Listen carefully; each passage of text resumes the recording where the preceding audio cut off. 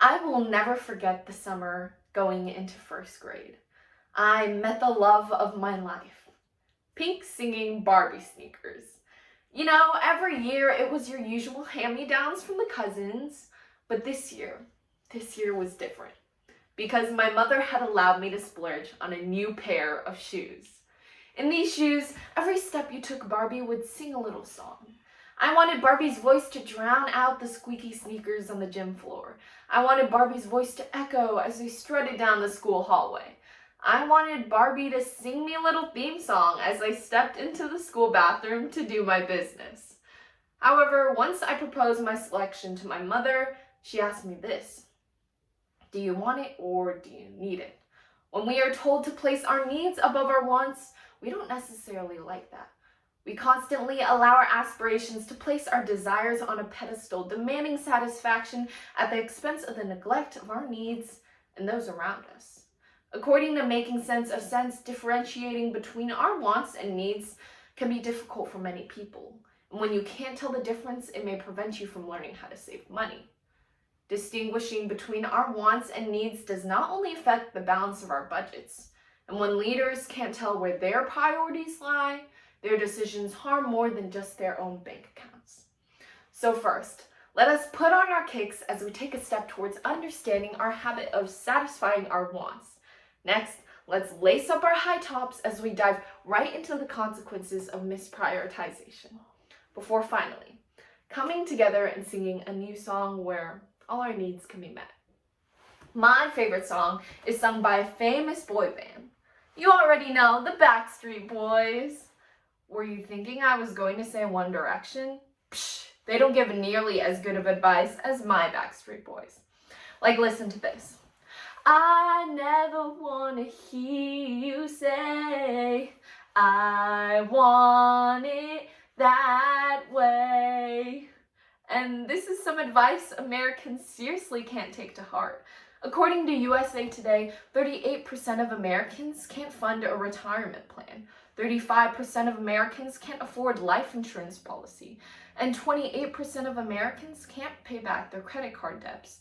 And this is due to our tendency to splurge consistently on non-essentials. It's evident where the priorities of Americans lie, not with their basic needs, but rather their materialistic desires. The sad thing is that we are chained to the fulfillment of our wants at the expense of our livelihoods by choice. A study by Dermonsky reveals that 80% of Americans are caught up in the chains of debt. And this is due to the belief that we solve our problems through the act of buying. Although the effects of this poor judgment may seem small individually, it actually amasses to a national drawback, infiltrating our economy and leaving it, as of April 2021, $21 trillion in public debt, which is 78% of the national debt. The reason as to why we allow this problem to make us lose sense just doesn't make sense. Now, there's a second way our problems can pan out, where the consequences extend beyond ourselves towards those we love. In the hit Broadway show Hamilton, based off of the 2004 Alexander Hamilton biography, after Alexander Hamilton plays his role in winning the Revolutionary War, he moves away from his wife in order to focus on building new America. Throughout the whole musical, the lyrics, "He will never be satisfied," are repetitively sung by the whole cast. And it's true, he was never satisfied, eventually getting involved in an affair and losing the trust of his wife. This affair was clearly a call for help, a call for the human connection he truly needed. Although his work was pivotal to American history, he ended up fracturing his relationship with his wife. When we suppress the acknowledgement of our needs in pursuit of our dreams, we don't only end up hurting ourselves, we end up hurting those closest to us as well. And the song that warned us of Alexander Hamilton's uncontrolled ambition is an old tune our country sings. Around the 1960s, John F. Kennedy announced his dream of having the United States land the first man on the moon. While Americans prioritized John F. Kennedy's newfound endeavors into space, they turned their backs on the mistreatment of millions of African Americans and their civil rights movement that had been building up for 20 years.